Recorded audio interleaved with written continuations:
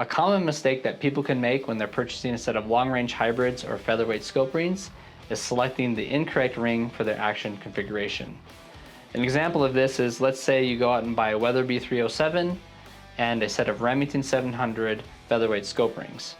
Now this would make sense because the Weatherby 307 is a Remington 700 clone action. But when you get it home, you notice that the rings don't fit your action, one of them is flat in the back, and the hole spacing is different. And you're wondering why? Because you got a Remington 700 pattern action.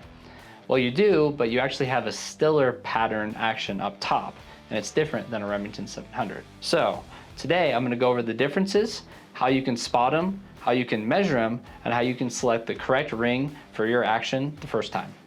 So let's start with the basics. A Remington 700 pattern action is an inch 350 round receiver with 860 hole spacing up front. However, if you've watched our custom action video, you'll know that not all Remington 700 pattern actions are the same. There's actually 3 variations that you need to know about before purchasing direct attached scope rings or Picatinny rails for your Remington 700 or your custom clone action. So let's cover the standard Remington 700 first. Remington 700 will have the 860 hole spacing up front and the 605 hole spacing in the rear, and it'll also have this flat rear bridge.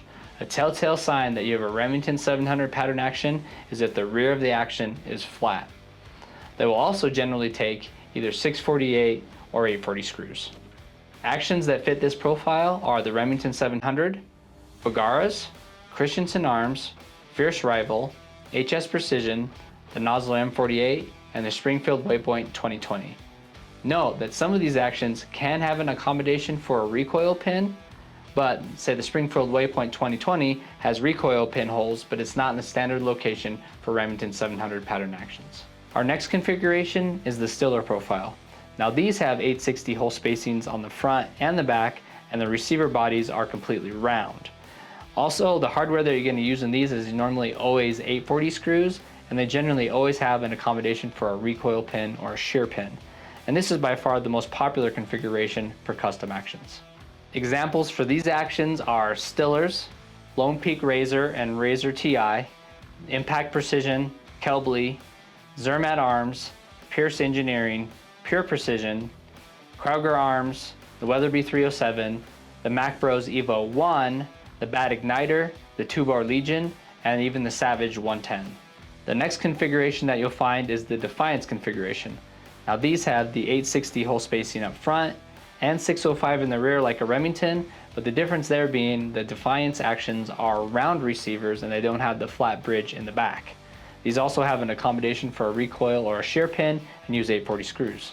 Examples of these actions include the entire line of Defiance actions, the Altera C2, the Falcor LW7, and the Mac Bros Evo 2.